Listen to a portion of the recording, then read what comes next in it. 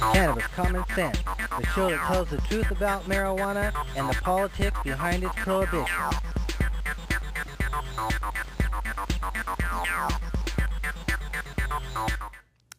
Welcome to another exciting edition of Cannabis Common Sense. I'm just a little bit hoarse here tonight, but as they say, the show must go on. So we have Mr. Tim Pate over here. How are you doing, Tim? Well, I'm not hoarse, that's for sure. At least there's that. I've been called a Jack's ass, but that's not a horse. Okay. Well, we have a good show for you tonight. We have some film clips. We'll be taking your phone calls in just a minute. Mr. Tim Pate's going to sing. I'm going to skip the news reading tonight, but we'll have it back next week. So before that, though, we'll bring on the infamous dancing Cannabis Leaves. I feel the force.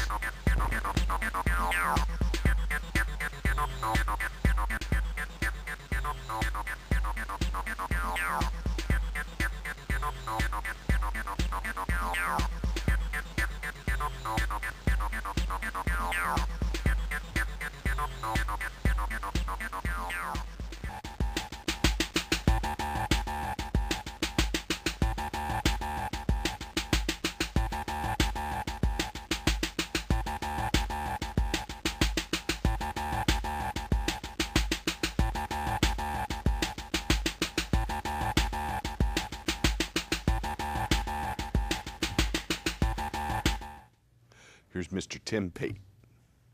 Hey, Tim. Thank you, Paul.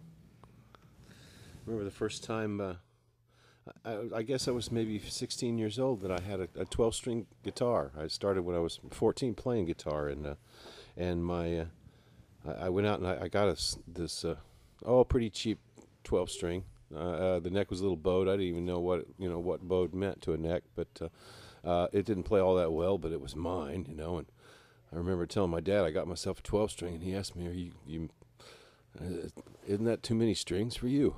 And I said, nope, I think I can handle it. So over the years, I've always loved breaking out my 12-string and playing for you. So I decided to do that tonight.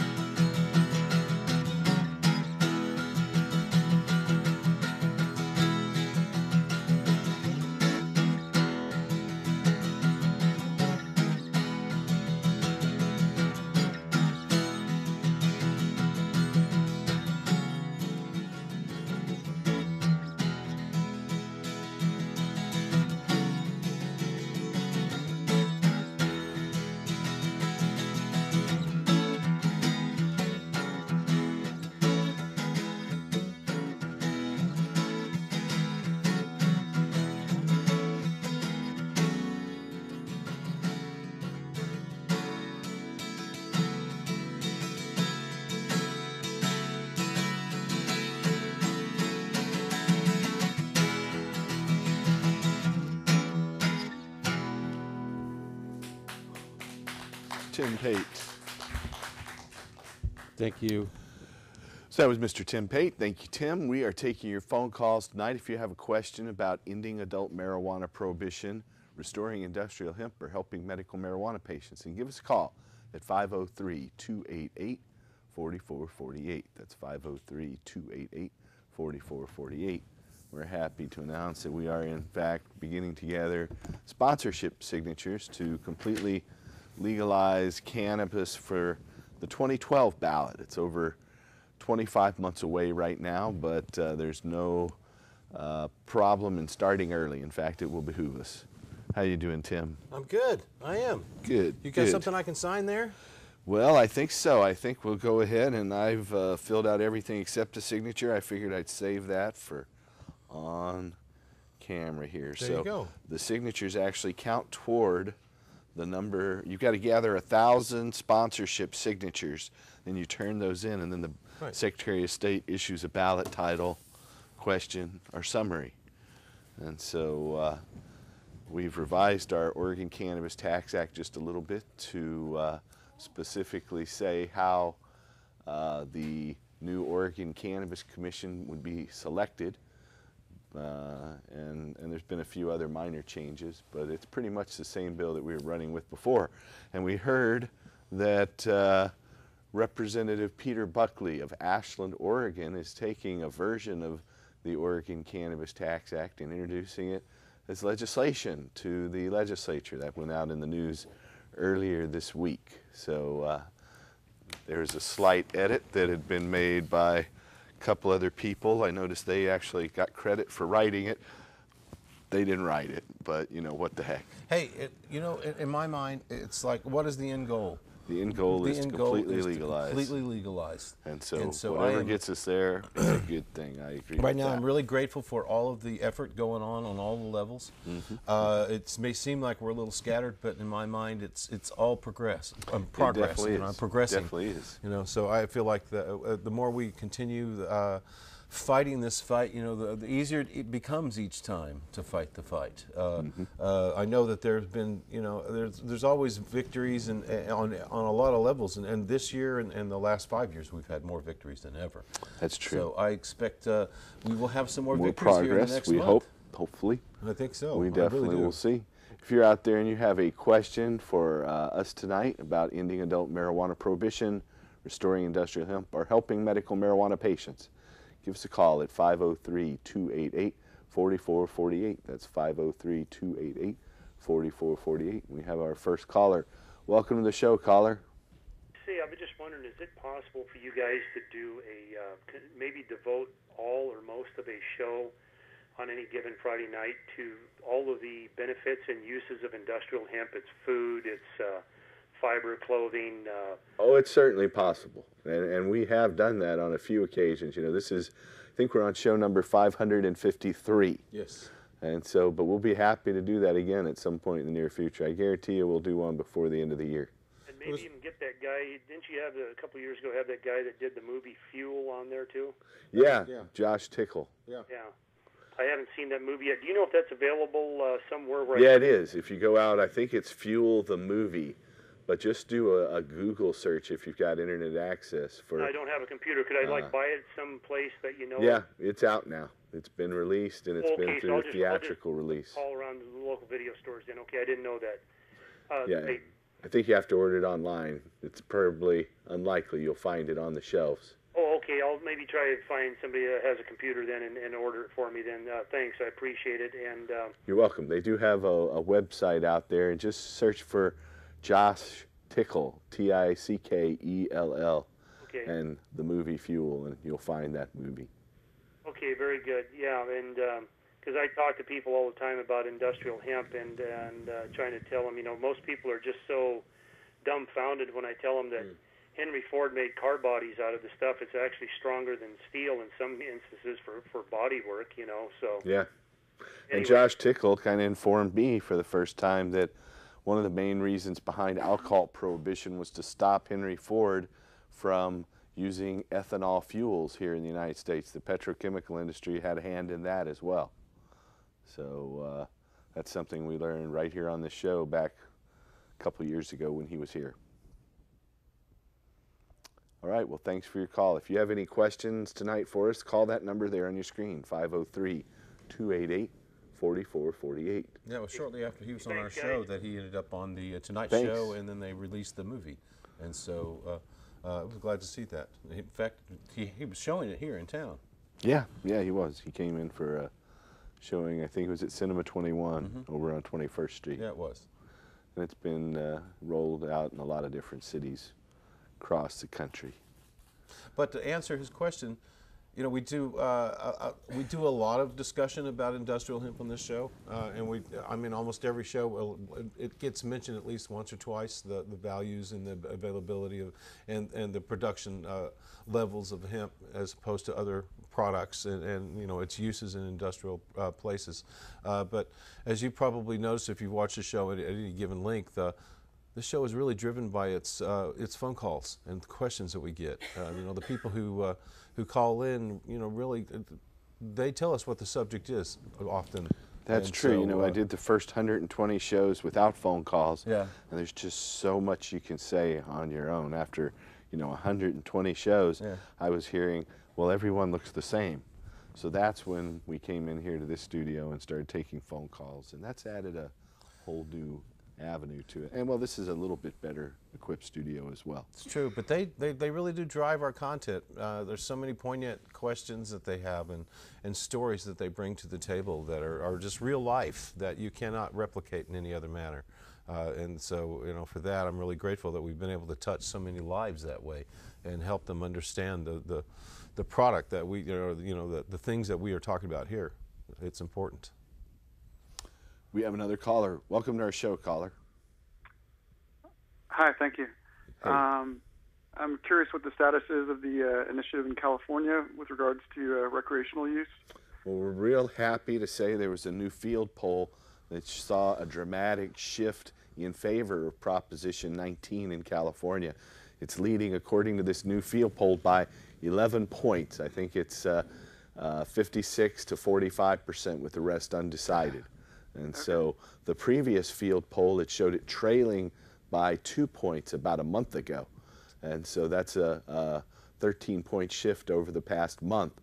And it's also driving turnout in California. A lot of younger voters and people who probably wouldn't go out and vote are going to be out there voting. What California's Proposition 19 will do is allow adults to possess up to an ounce of marijuana anywhere away from their home.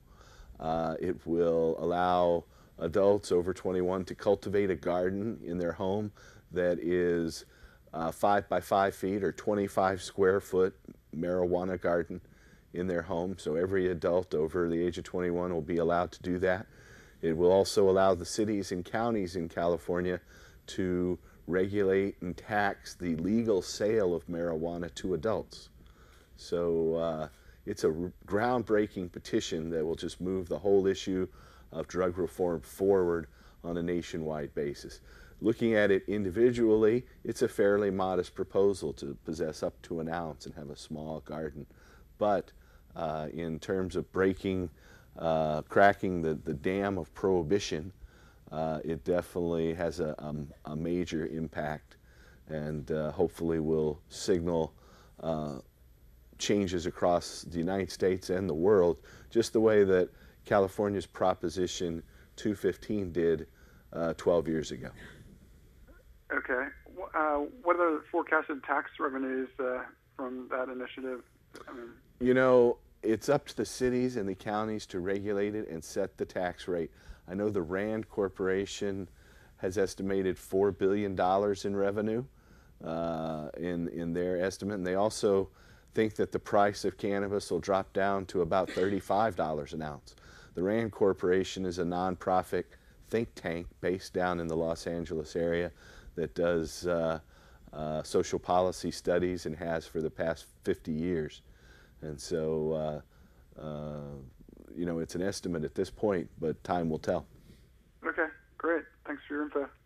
Sure, you're welcome. Thanks for the call.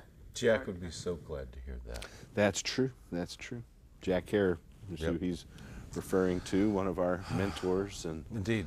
wrote his book here in Portland way back in 1985. So we're happy, and we're moving forward with another petition that he supported. We didn't get it on the ballot in 2010.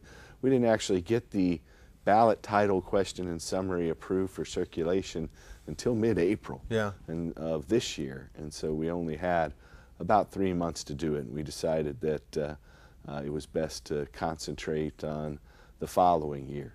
But we're real happy to say that ballot measure 74 is out there, and we urge all of our viewers to vote yes on 74 because it would allow medical marijuana patients to buy cannabis from nonprofit dispensaries. The dispensaries would be regulated by the health department. They'd have to give a percentage of their cannabis away to low-income patients. So it will help patients, medical marijuana patients across the state, and create lots and lots of jobs, which is a good thing. On that note, quickly, tomorrow evening on Channel 8, the NBC affiliate, I believe sometime between 6 and 7 o'clock, John Sajo will be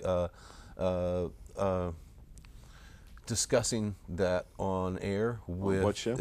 On one of the news shows. Well, he is debating it with the Clackamas County District Attorney. oh, neat. And so they gave a blurb on it this evening just before I left. I was watching the news, and so I know that they were going to repeat it tomorrow, is what they said. Oh, tomorrow evening. interestingly enough, tomorrow night I know Geraldo Rivera, who's been a long-time news personality, is going to examine the alcohol industry opposing California's Proposition 19. Right. That's right. So it's good to see Geraldo focusing on that. You know, it's been the alcohol industry that's been behind the drug abuse resistance education, or the DARE program. So when they say this bud's for you, they really don't mean it. Well, it depends on what kind of, if it's a I hops guess so. bud in Yeah, their beer, yeah. So there you then go. that's okay for them. But I think they realize they Spend probably your money on won't us, be. it's okay. Spend your money on them, okay. Exactly. Yeah, Exactly. well, So again, if you have a question for us tonight, call us at 503-288-4448. We have a caller standing by. Welcome to the show, caller. Hi, my name's Nova. hello. Hi, Nova. Hi, I am calling about a friend of mine. Sorry, I'm nervous. A friend of mine called me or told me that I couldn't get a medical marijuana card because I have a felony on my record. That's not true. That's not true. No, And there are some restrictions if you've had a drug conviction after January 1st, 2006. If you have any sort of conviction for drugs or anything else before January 1st of 2006, then that doesn't have an impact on your medical marijuana card. If you've had conviction for a non-drug felony after January 1st, 2006, it won't have an effect on your ability to get a medical marijuana card. But if you have had a drug felony after January 1st, 2006, you can still be a card holder, but you have to name someone else as your caregiver or grower, or caregiver and grower. And then you can legally possess up to an ounce, but not more than an ounce. And so that's a 5-year period of time that a person convicted of the drug felony after January 1st, 2006 has to name someone else as their grower. If they have a second conviction, then they can only possess up to an ounce for the rest of their life. And those convictions, though, don't count if they're before January 1st, 2006. Okay, thank you. You're welcome. Hope that helps. Bye. Another thing that a lot of people think that people convicted of felonies cannot vote. And in some jurisdictions, that's true. In some states, but in most states, including Oregon, you can vote. And so as long as you aren't locked in jail currently, you can register and vote in Oregon regardless of whether you have a felony or not. Up in Washington State, you have to be off of probation or parole, and then your voting rights are restored. So it all depends on the jurisdiction that you're in. And some states like Florida or Virginia, if you've been convicted of a felony, then you can't vote for life, according to the status quo there. And about half the states in the country are that way. So again, if you have a question for us, give us a call at 503-288-4448. That's 503-288-4448. And I'll just remind our viewers again that I'm a little restricted in the decibel level which I can speak this evening because I'm a little bit hoarse. I was in Michigan this morning. Yes. I had to fly out of Michigan and be at the airport at 5 a.m. Eastern Time which is 2 a.m. our time. That's right. And didn't get much sleep, and just during the flight, I just got sicker and sicker as time went by. And so, but I'm sure I had been coming down with it for a while before. But anyway, we have another caller. Welcome to our show, caller. Hello. Hello. Weed. Okay. There's a show out there called Weeds. That's true. I don't get that, so I don't get to watch it. So I think it's on HBO or something. You know, I It's watched on it for a IR. while, but it just got a little too crazy for me. It's a soap opera. And so she married a DEA agent, and then some gang killed him, and then when she married a Mexican drug lord, it was just like too much for me. And I said, this does not make us look good. You know?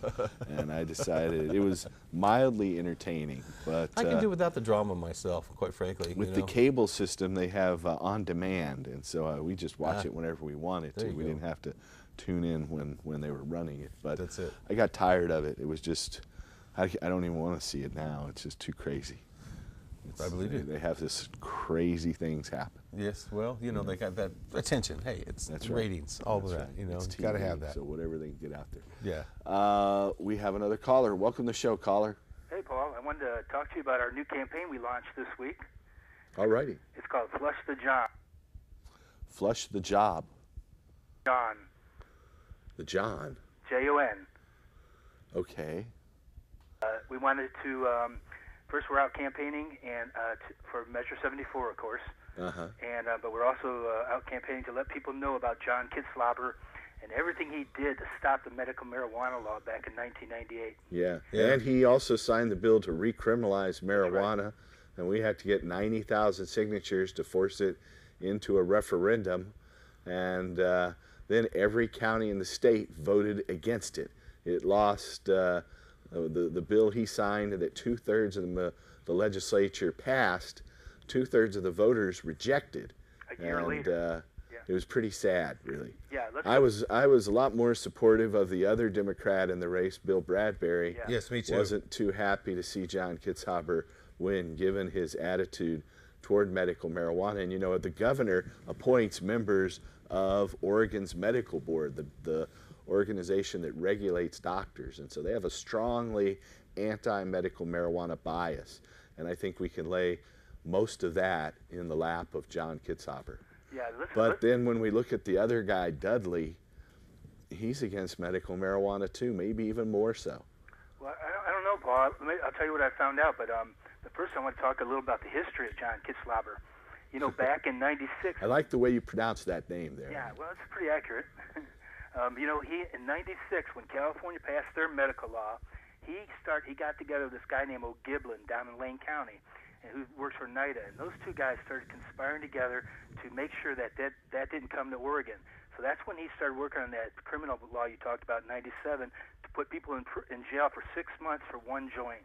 Yeah. And then in '98, he came out and said we were all a bunch of dopers, that there's no medical value. I'm a doctor, I should know, and we still got it passed anyway, like you said. We got And rid of he's that. a doctor, and he should know. That's true. That's right. That's right. It's kind of sad that he doesn't. Well, he's in the pockets of the pharmaceuticals and insurance companies. Yeah. He's taken tons of money from this year already.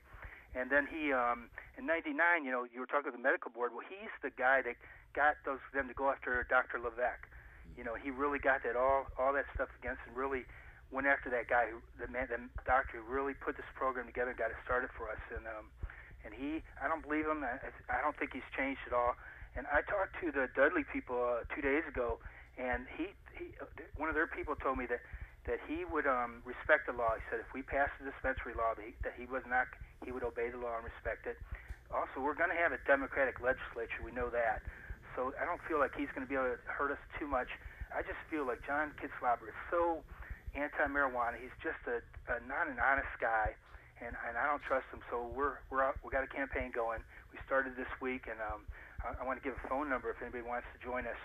And we're going to try to do about 20 different places. We're going to get together around town and continue to protest and just kind of get the word out about 74 also. Well, go ahead. Give out your phone number. I don't oppose that. Okay, great. It's 503-946-5095.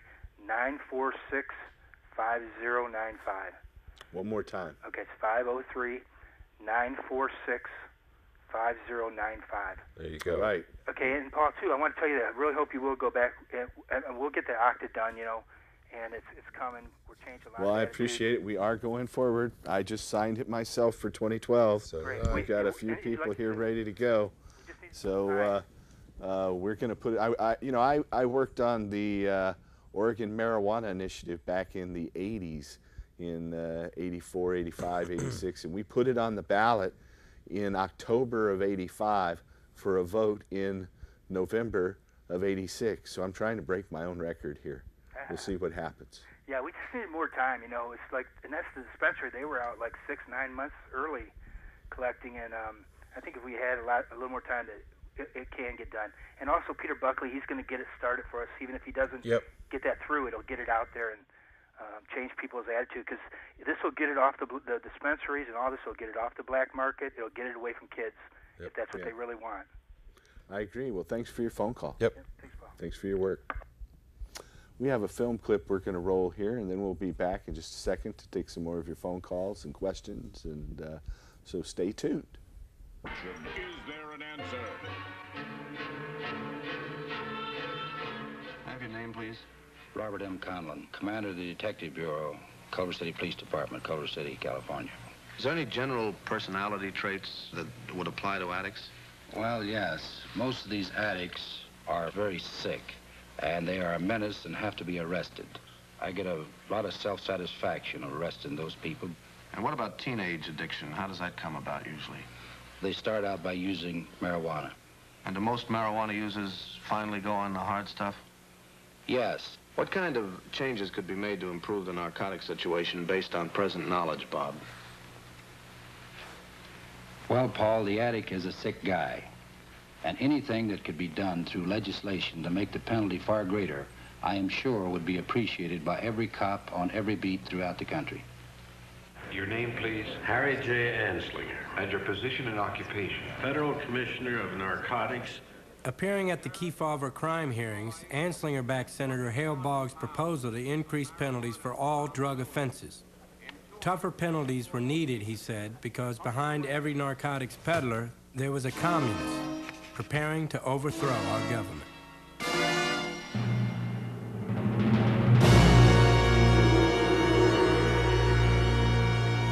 According to all the documents that we have been examining today, the major source is Red China. And do you see a marked increase in the amount of drugs circulating in this country which you believe come from Red China since China went communist in 1949? Oh, very much so. And under the nationalists, they had the situation pretty well under control. There were about 1,000 executions a year under the nationalist Chinese government. I haven't heard of anyone being wounded under this regime.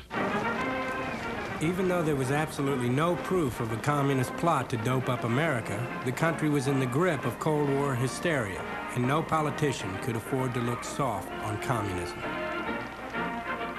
Taking Anslinger's advice, President Truman signed the Boggs Act, which dramatically increased penalties for possession and ordered mandatory minimum sentences.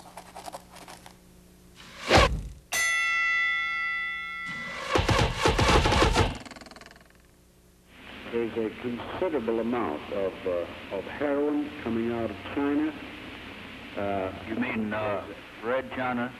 Red China, yes, sir. And, on a roll now, Anslinger agitated for even tougher laws and got President Eisenhower to push them through Congress.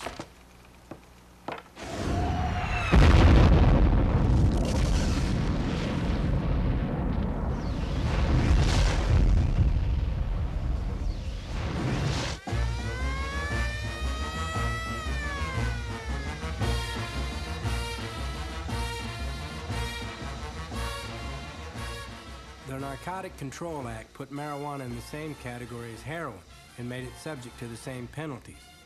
A first conviction for possession was punished with a mandatory prison term of 2 to 10 years. In addition, a number of states added their own penalties. In Missouri, a second conviction for possession could get you life. This is Lieutenant McGee, Atlanta Police. This is Lieutenant McGee, the Atlanta Police Department. We got the stuff. right away before the man had a chance to distribute it. Do you think this stopped the entire operation? Yes, sir. I'm sure of it. Have you ever seen anything like it before? No, sir, not in my career. I haven't seen that much marijuana. Okay, I'm going to get a different lens on you here. A little tighter. Is it sound pretty good? Yeah. Yeehaw! Yippee-yi-yo, That was fun. That is an excerpt from Ron Mann's film Grass, narrated by Woody Harrelson. So that is a classic, and I recommend if you haven't seen it, go out there and get it because it's a very good documentary. We have a phone caller. Welcome to the show, caller. Hi. Hey. Howdy. I'm Dave. Hello, hey, Dave. And I wanted to talk about the value of medical marijuana for people that are addicted to hard drugs. Okay. And what I've noticed in my life is that it's a method of decelerating from a really nasty, poisonous hard drug, however you might have gotten on that drug. Medical marijuana is a means of coming off of Well, you know, drug. I have a collection that we've shown here on this show many times of medical marijuana containers from Eli Lilly and Park Davis and Sharp and Dome and Johnson & Johnson and numerous other companies now out of business, of course, but those ones are still in business. But on the side of these containers, it often says that it's for habituates of opiates and cocaine and chloroform and delirium tremens associated with alcoholism to help people get off of these other drugs. And I have heard recently of a story where a heroin addict took large doses of oral cannabis and managed to quit heroin without having major withdrawals. So, well, I definitely think that it has great benefit there. And, you know, the next question would be, do you ever think that there could be caretakers, maybe individuals that are a little older, that have had experiences in their life, but could be caretakers for the younger ones that have happened in the hard drugs, and maybe provide the medical marijuana for these young people, and then also maybe try to see them through this bad period that they're having in their lives that often happens just from lack of experience, lack of knowledge, and they start on hard drugs and then they're hooked and they have this problem. well, in fact, in California, where doctors can recommend medical marijuana for anything they think it's useful for, it is being used for stopping other addictions and getting off other drugs and substances that are being abused. So in all the other states that isn't allowed, but it definitely is a means to help ease people who are addicted to drugs to get off of those drugs. I'd like to mention one more thing that I feel like is important on the subject of hard drugs.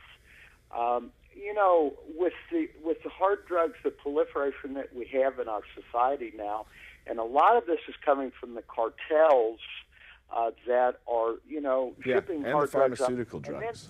And then the gang activity, you know, is hand in hand with these hard drugs.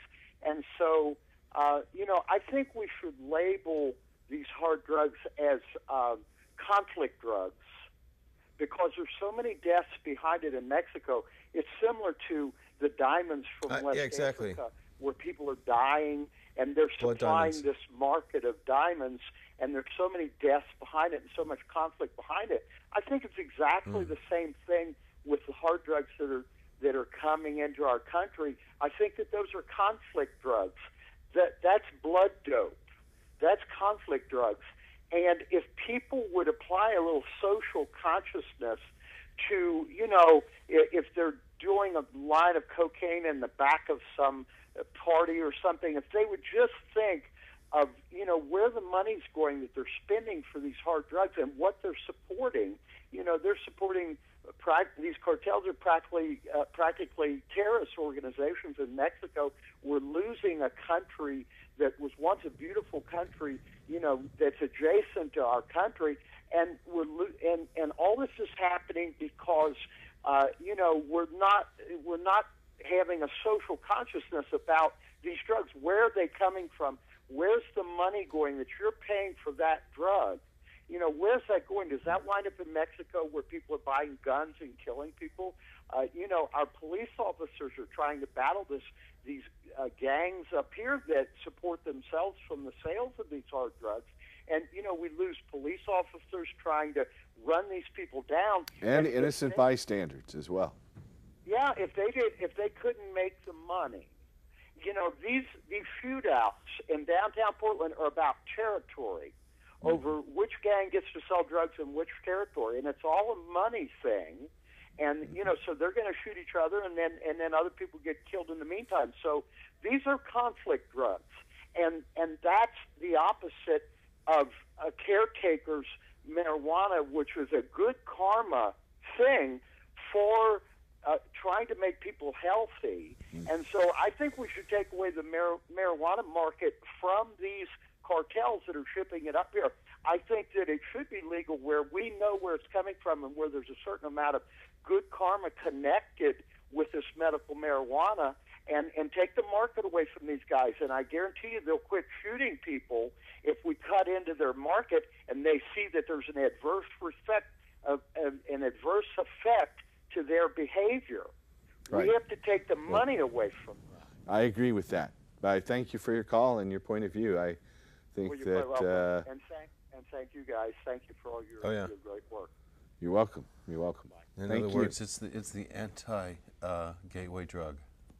Cannabis is. It's while it's in the black market, they want to say it's a gateway to drugs. It's just kind of the an opposite. invitation into the black market. When you take marijuana out of the black market, the use of a lot of these other drugs will stop. They went to Washington, D.C. about 15 years ago when they were having the big cocaine epidemic and murder waves that happened in our nation's capital.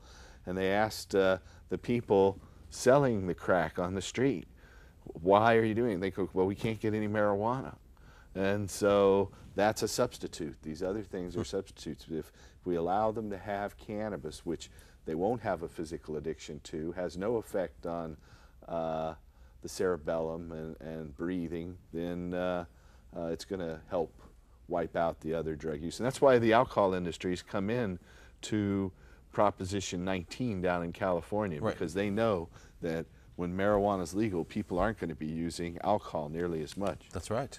We want to make an announcement for a organization called the Women's Marijuana Movement, and the Women's Marijuana Movement has a website. It's womensmarijuanamovement.org, and they're going to have a event on October 5th, which I think is Tuesday, this Tuesday, at 4:30 p.m. in Pioneer Courthouse Square, in support of California's Proposition 19. The folks down in California have asked for a national day supporting their proposition to control and tax cannabis in California. So if you're interested in coming out and showing your support for that movement, then come down to Pioneer Courthouse Square on October 5th, which is Tuesday, at 4:30 p.m. You can find out more, I believe, at womensmarijuanamovement.org. We have another caller. Hello, caller. Welcome to our show. Hi. Howdy. I was wondering, if you could get your card for anxiety, because I have anxiety really bad. Only in the state of California is anxiety recognized as a qualifying condition currently.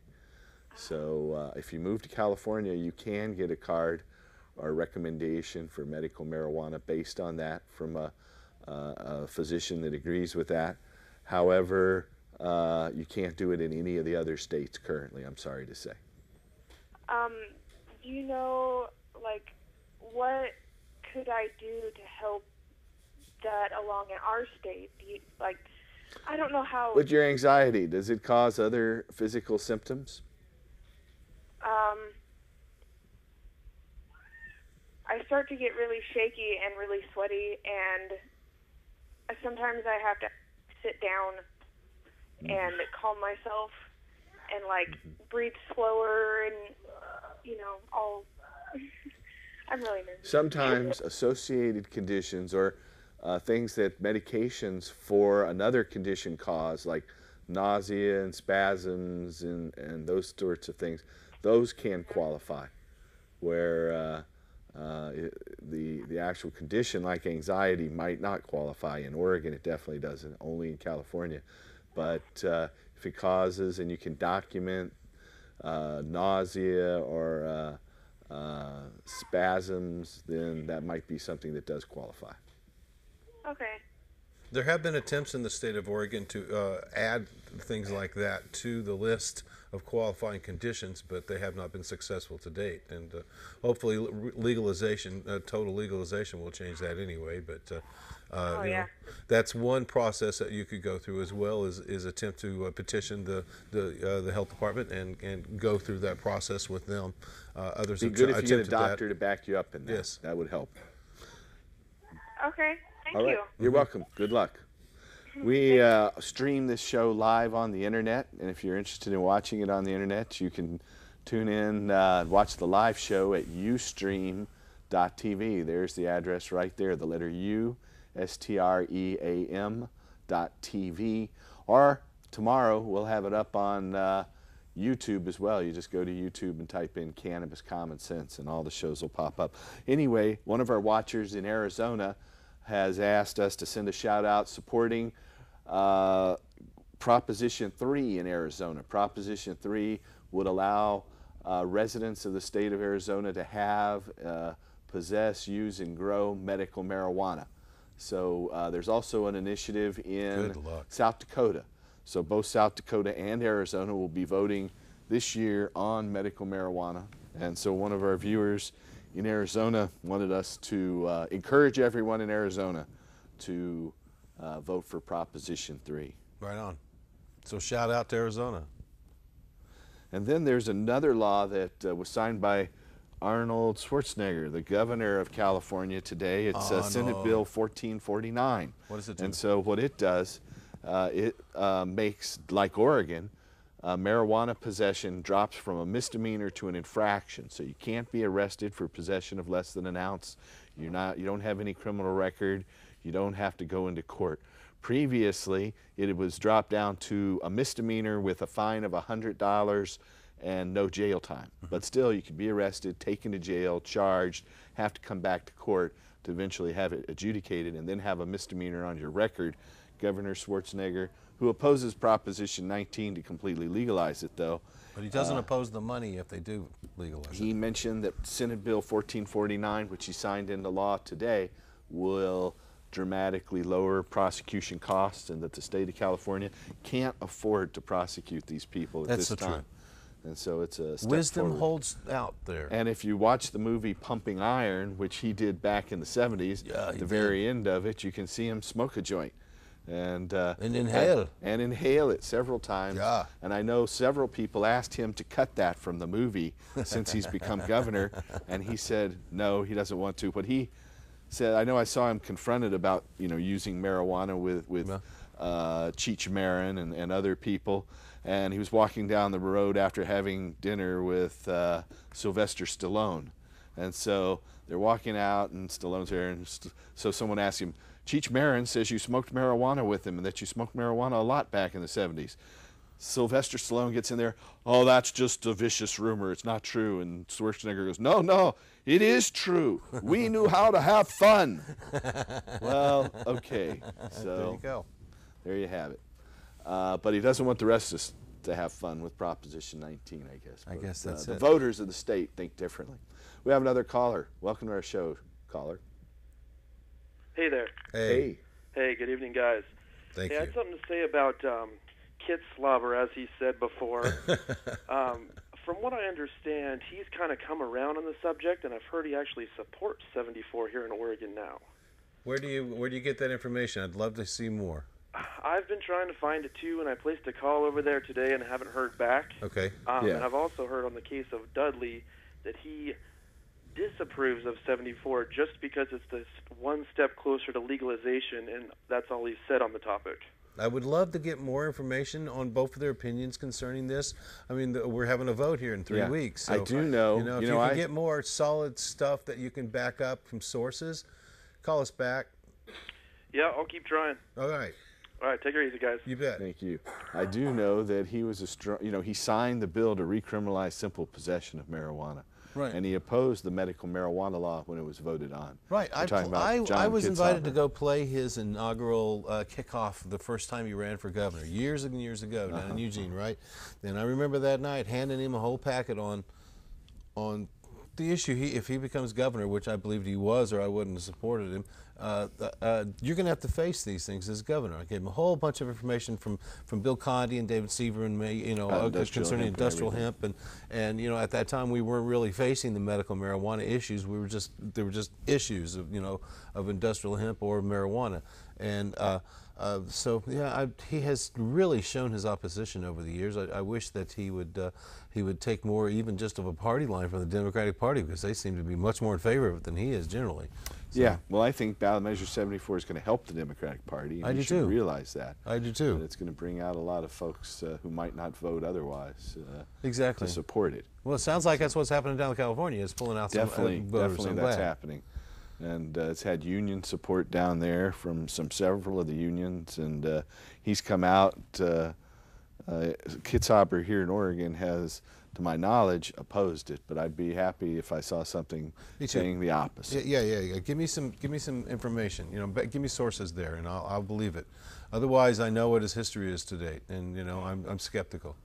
One thing that we like to tell our viewers here is if you or a loved one or someone you know has a condition that qualifies for medical marijuana, and it can be everything from chronic pain is the largest single category, chronic severe pain, nausea associated with any sort of disease like IBS, Crohn's disease, GERD, neurodegenerative diseases. It's actually, cannabis has been shown as the only substance that slows the progression of neurodegenerative diseases like multiple sclerosis, Parkinson's, and Alzheimer's. And for cancer and AIDS, then we have doctors all across the country who are ready, willing, and able to recommend medical marijuana in those states where it can be recommended. So if you're interested in finding a doctor who can help you obtain medical marijuana, call our referral line. The toll-free number is 1-800-723-0188. That's 1-800-723-0188. And if you're here in the Portland area, you can call us at 503-235-4606. That's 503-235-4606. We have a question from a studio audience member. Welcome to the show. Yeah, hey, Paul. I just wanted to thank you guys for the great job you did at Hempstock this year. It was awesome. Well, thank you, Larry. Thanks for all those interviews. We had a couple of them. That's LK, who interviewed, I think, every person that appeared on the stage. And I know we've run the interview you've had with Keith Strop and the New Mexico state senator. I can't remember his name. Gary Johnson. And Governor Gary Johnson. Yeah, I was gonna get to him next. Oh, sorry, excuse me. Keith Strop and that other New Mexico state senator were on the same frame, though. Gary Johnson was interviewed separately. Isn't that right, LK? Yes, that was such of an honor. And speaking of honor, I get to throw a veterans gathering on the first Monday of each month, and I'd like to put a shout out to anybody that's a veteran that would like to come attend. Please attend. Where's that at? It's at the cafe, the Cannabis Cafe. I see. So, and all veterans are welcome. We've had a lot of brave men and women serve 3, 4, and 5 tours. Where back in World War II and Vietnam and Korea, to have 2 was unheard of. And a lot of these brave men and women are sent out with very little support, and we just try to support them. And I just wanted to put a shout out to them and ask them to show up. I'm a disabled vet myself, and it's an honor to be able to help those folks that are currently doing their duty to help the country. Thank you. Thank you, LK. We have a phone call, then we'll have a film clip right thereafter. Welcome to the show, caller.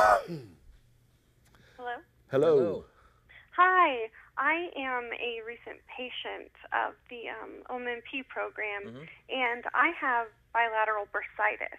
I'm just wondering, do you guys know anything about the anti-inflammatory properties Yes. of Yeah, marijuana? there are several medicinal compounds in cannabis, and the ones that are going to work best for your pain, it's going to be CBD or cannabidiol, and for the inflammation, it's CBC or cannabichromine. The THC doesn't really affect either one of those conditions. Now you'll find that cannabidiol is just as prevalent in the leaf of cannabis as it is in the flowers. So I recommend that all patients who have pain, spasms, seizures, glaucoma, neurodegenerative diseases, gastrointestinal ailments, all of those conditions, that they should eat cannabis, and they can get the relief from the leaf of cannabis. You have to cook it at a low heat for a little bit of time, about 225 degrees for about 15 to 20 minutes. And then you can put it in capsules or put it in food. And a 00 size capsule is a perfect dosage size. If you take one of those 3 or 4 times a day, spread throughout the day, first thing in the morning, middle of the day, before you go to bed at night, then you're going to have a constant level of CBD. And CBD doesn't cause you to get high at all. In fact, it's been shown to inhibit some of the high properties from THC. Oh, that's great. Yeah. I didn't know that.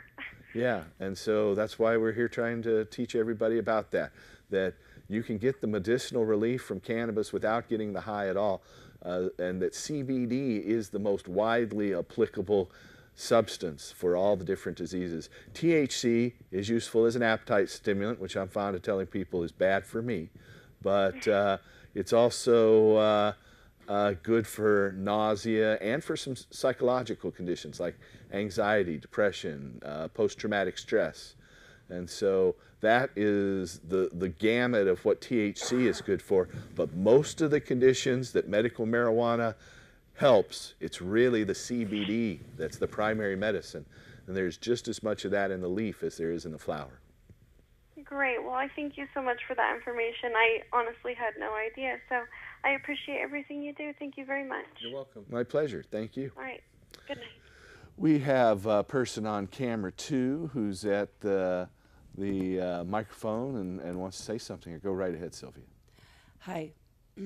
I'd like to say that anybody can go on the internet and look up thousands of recipes, everything from teas to tinctures, and how to eat it. Yeah. And all the preparations are right there. That's true. Thank you. We have a film clip we're going to roll, and we'll be back in just a moment. The following trailer contains real marijuana. Legend has it that deep within the THC crystal of the marijuana plant, there lives a goddess. A goddess so incredible that meeting her will transform your life forever. She's magnificent, glorious, beautiful, delicious. I want to meet her. You start with a strain like this, nurture her, worship her. When your mind is open, she will come.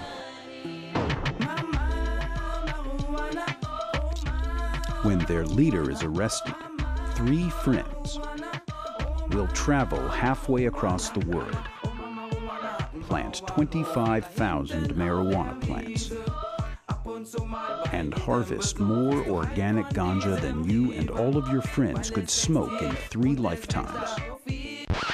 Whoa, that's a lot of pot. You're from America? Yep. So you think you can just come over to Europe, grow some weed, and make a whole bunch of money? Doesn't work like that. All I know is, after how some of y'all treated the son, the Lord felt the need to hide his daughter. And he hid her in the most sacred of sacred places.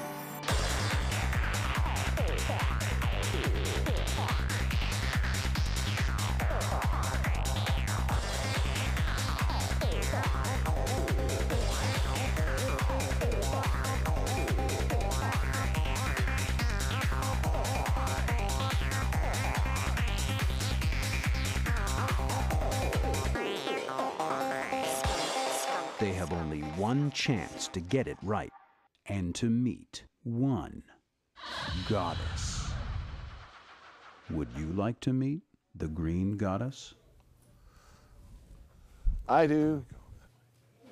I want to meet her. Anyway, we have another caller. Welcome to our show, caller. Hello. Howdy.